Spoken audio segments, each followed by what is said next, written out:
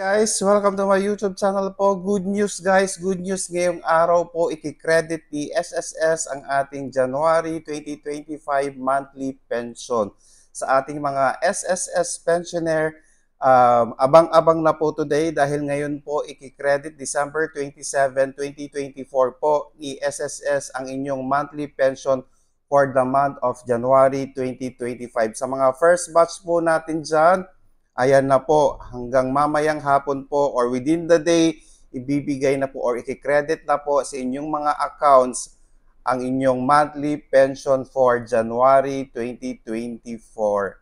January 2025. Ayan guys. So abang-abang na po tayo. Okay? At sa mga first batch, second batch naman po, same crediting po tayo. So wala pong problema doon. Pero ang masaya ngayon, ang ating first batch dahil ngayon po ikikredit ang kanilang January 2025 monthly pension. Ayan guys, so sana po magamit po ninyo ng mabuti ang inyong mga pension. Ayan, maraming salamat po and please do not forget to subscribe, like, and share para po lagi po kayong updated sa ating mga videos. Maraming salamat po and stay safe. Bye-bye!